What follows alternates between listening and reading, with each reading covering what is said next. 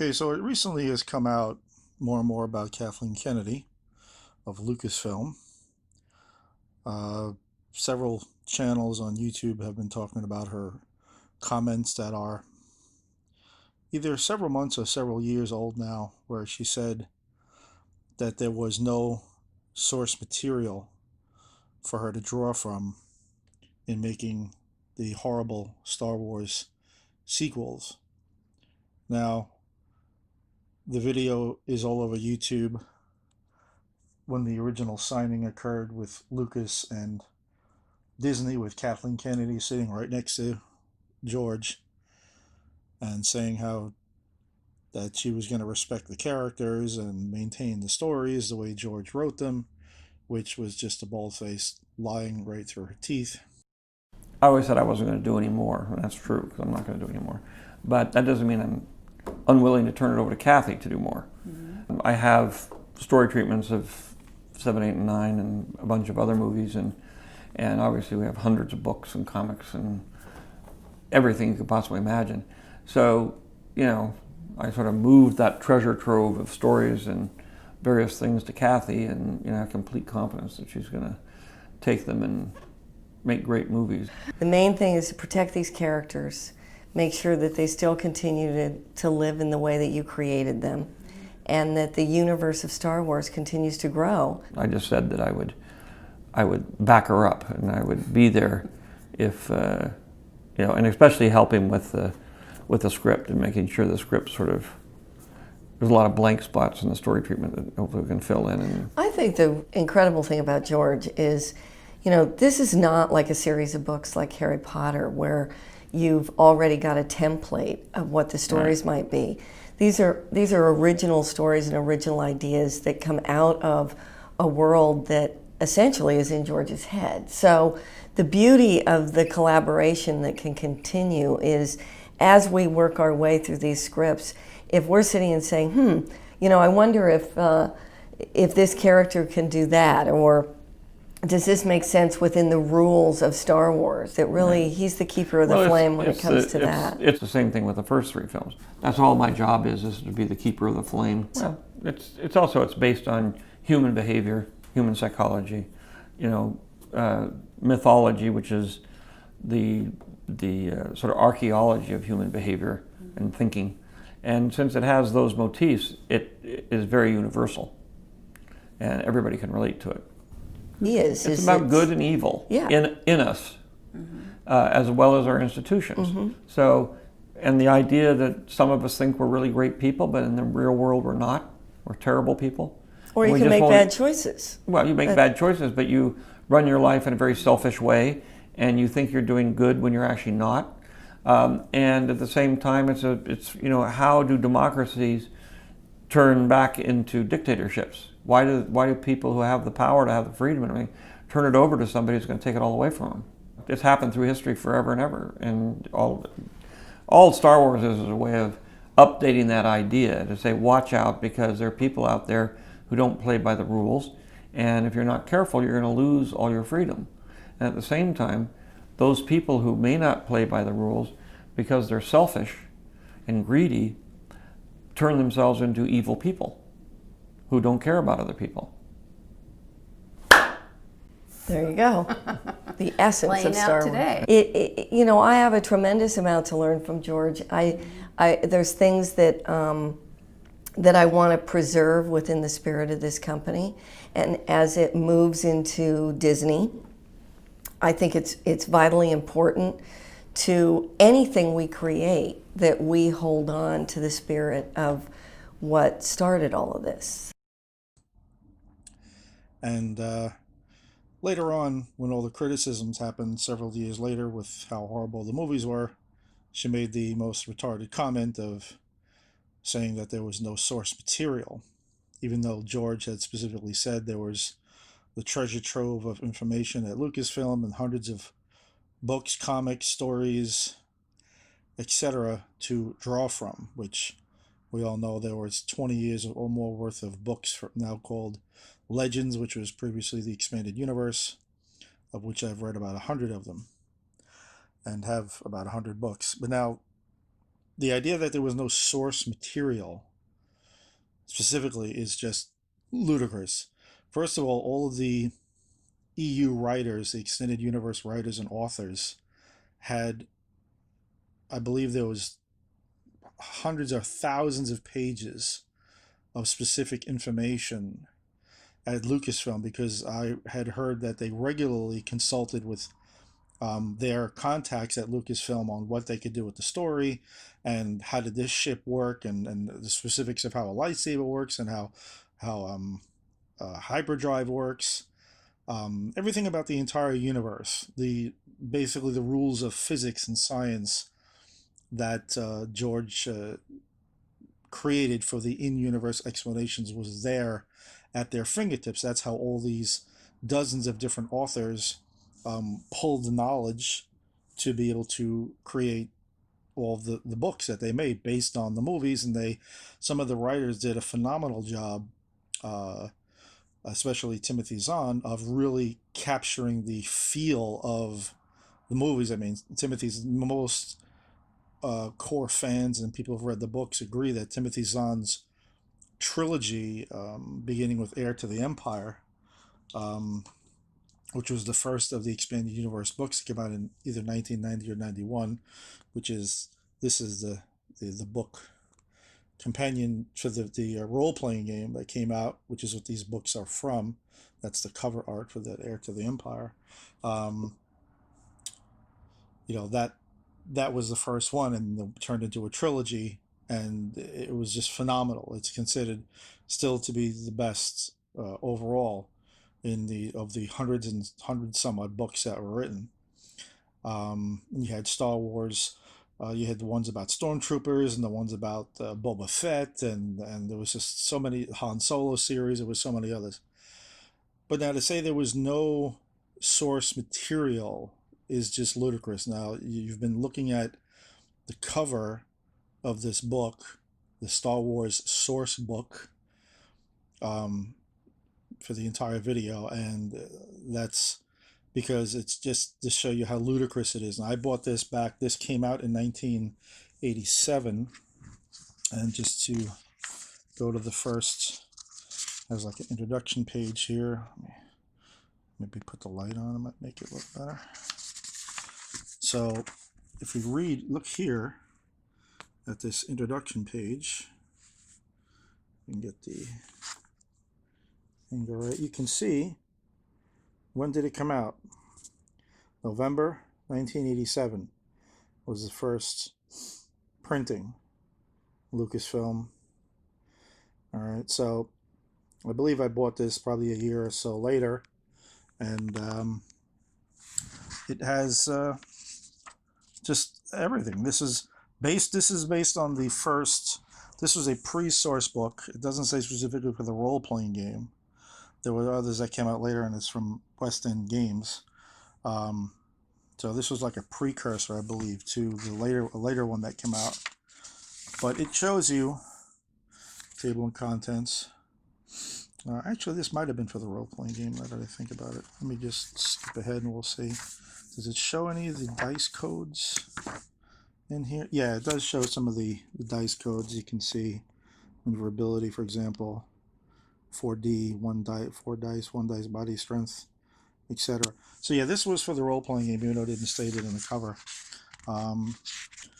But this is where they got this information from to make these books. It's from the role-playing game. So general spacecraft systems, as you can see. Then you have sublight drives. It tells you how everything operates: armaments and shields, lasers and blaster, tractor beams, proton and concussion weapons, sensor modes, common military sensor types. It's just a wealth of information. And you even have, let me see if we can find stuff here on the, let's see, chapter. And what are we looking at here? We want to see, is this the one that has the Force? Heroes and Villains. Not specifically. That was actually the later one that came out for the Heir to the Empire. There was a chapter on that one on the Force. But you have Luke, Then you have Princess Leia, then you have Han Solo, Chewbacca, all the different characters. And let's see, Luke Skywalker, page 121. Let's see, I haven't read this one in a long time. But as I said, the idea of this video is just to show you the ludicrousness of trying to say that there is no source material. Luke Skywalker, hero of the Battle of Yavin, and Jedi Knight in training. So as I said, this is just showing you time frame. I don't know if this one covers. Let's see, what's his levels here, and then we'll know where this takes place. Force skills, 3D, 2D. Yeah, this kind of takes place just after the original, after Star Wars, because those Force skills are later amended to like 8 and 10 later on once he defeated Vader in Return of the Jedi. So just to give you an idea. And the other books, as I say, they have Heir to the Empire here, and this one, let's see, this one came out in the 92, which is a year after the first book, I believe, which came out in 91, as I said, and chapter 2 on the Force. And then you have planets and aliens, equipment, vehicles, starships, what happened between Jedi and Heir to the Empire, this takes place 5 years later on the New Republic. So chapter 2 on the Force, what page is that again? 34. Chapter 2 is on the Force, and it explains mystery of the power of the Force, Jedi Knights, and then very interesting over here. This is one of the most amazing sections here, because the description of the dark side is exactly how drugs actually operate, how you get hooked into it at first and you think you're in control, and little by little it takes more and more power and control from you till you're addicted. And that's just the way addiction works in the human body, and you get addicted even to your own chemicals. It can be true of just about anything. Even if you get addicted to a person, it can kind of operate that way. But because the dark side is a spiritual power, its hold on you is most of the times absolute, which is why so few people come back from being a dark Jedi or a Sith Lord. Once you're down that path, as Yoda said, once you start down the dark path, forever will it dominate your destiny, consume you it will, as it did Obi-Wan's apprentice, Vader, of course. And of course, it took Vader, Anakin, seeing Luke being tortured by Palpatine, and that little bit of light side in him that he could never get rid of, to finally fully awaken what was dormant in him, what he had suppressed from his pain, from what happened to his mother, and then Padme, and losing his limbs and everything, to finally bring him back to the light. So beware the dark side was the first lesson taught to fledgling Jedi throughout the ages, and the most important one. For the Force is everywhere, an energy field which surrounds and binds all things. Only a select few could harness its power. Like any force of nature, the Force can be used for good or ill, and with great power often comes great greed. In ages past, with proper study, patience, and commitment, the majority of these beings sensitive to the flow of the Force became Jedi, dedicating themselves to light and light. To those who wanted quick results and immediate power, another path beckoned, the path to the dark side of the Force. So again, this goes into excellent detail, and some of this was mentioned also in a later EU book known as the MedStar series. It was a 2-part series that detailed the events of Barriss Ophi, who was Master Luminara's Padawan, and those familiar with the Clone War cartoon series are familiar with those characters, or those who have read many of the EU books. And they were on this planet because this planet was one of the major sources of the herbs that were made into Bacta, and Bacta was the main source. It was the tank that Luke Skywalker was in Empire Strikes Back was a Bacta tank, and it's basically known to be able to heal any injury, no matter how severe. As long as a person's alive, they'll basically recover with this miracle substance. So she was sent there as part of the medical corps as well, because she had a particular talent toward the healing side of the force. So she was healing many of the stormtroopers who were severely wounded, and she had accidentally gotten injected with a concentrated form of this, the herb used to make the bacta, and she felt such incredible power in the force, like 100 times what she normally had. And she thought, wow, this is amazing discovery. If only Master Yoda could be given this injection with his level of power he already has in the Force, he could literally stop the war anywhere in the galaxy. And she thought that she's got to get this knowledge to Master Yoda and to the Jedi Council. And toward the end, basically, the Republic was being overrun by the Separatists, and she was desperate, and she thought, well, I have to take this injection. And so just as she was about to do so, she realized the words of Master Luminara, who told her that the dark side of the Force would not feel evil, that's one of its greatest deceptions. It will feel great. It'll feel good. It'll feel right. It'll feel like what you're doing is 100% correct. And just as she was about to push the plunger, she stopped herself and realized that that was the power she was feeling. And it was a very, very powerful lesson, because this is true of so many things, and not to get into a philosophical side of it, but so many things that we feel like we're doing that feel right are actually incorrect. If we only use the basis of how it feels from a human point of view, that's when we're deceived and we're led down the wrong path. And that's what happens a lot of times with drugs and alcohol and many of the things that feel good.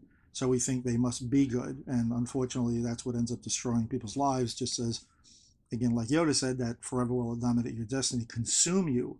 It will, just as people are often consumed by drugs and alcohol and any other really negative, bad behavior can consume you. So anyway, these books, I say there's really a lot of incredible information in here. You have the Jedi Master Joruus C'baoth, who is the evil clone, and it gives all the stats and details on him. It gives his Force abilities. The other ones do the same for Palpatine and Vader, their Force abilities, Masters of Darkness, and so forth. And it goes into that, and Force powers into role-playing games and everything else. So there's so much more information out there, as mentioned. So this, the idea of Kennedy saying that there's no source material is just utterly ludicrous. And here's another one that came out a little later in another excellent trilogy, the one that came out after Timothy Zahn's trilogy, known as the Jedi Academy trilogy, that was another really good book, series of books where Luke details Luke going around the galaxy. Luke is now a Jedi Master, and he's going around the galaxy searching for Jedi students, and he starts off the academy with 12 students, which is something that Disney did keep. They did keep certain aspects of the EU books, I realized, minor aspects, but the fact that Luke started an academy with 12 students and one of the students went bad, that was actually true in the books, except in this case, instead of it being Kylo Ren, in the EU books, it was a student called Gantoris, who was possessed by the spirit of Exar Kun on Yavin 4. And Yavin 4 is the original rebel base in the original Star Wars movie, where Luke later set up his Jedi Academy. And this source book goes into details on that whole thing, Jedi Academy source book. So again, it goes through the same kind of thing. This just to show you the amount of knowledge that there really is. Jacen and Jaina Solo, how strong the twins were, that Han and Leia had after they got married. And of course, there are many books like this one, The Essential Guide to Characters. And this is a pretty thick book, a softcover book. Goes into a lot of detail on all the popular characters, and Admiral Dala was a character from the EU. Of course, you have Durga the Hutt was another one who took over after Jabba was killed. So there's just tons of information in here. Source material. Jarek was a character. Now, those who are familiar with the Jedi Knight game, Dark Forces 2, the older computer game from the late 90s, which was excellent, Jarek was a character featured in those video games, which unfortunately all I believe even the video games were declared quote unquote non-canon by Disney, which, like I said, I could personally care less about, as I've said many times in various forums. Now this is Master Luminara. This is Barriss Ophi, I believe, here. And of course, there's Shakti, and you have what else is over here? Is anyone else over here? No. Jarek. I forgot his name actually offhand. I don't believe it. I was trying to think. And of course, Qui-Gon. So it goes. These things go into all kinds of details about that and so much more. The characters that are minor characters many not familiar with. Maydean, General Maydean, who was mentioned in Return of the Jedi, of course. So just to show you that the idea of there not being material, and these are just 4 books that I happen to have. There were dozens and dozens of these written over the years. And, so it's just utterly ludicrous. This should show, a lot of the younger fans what a liar Kathleen Kennedy is. And just the idea that she's making a statement that there's no source material just shows the insult to the intelligence, and that she has no respect for the fans, and she's just a bald-faced liar.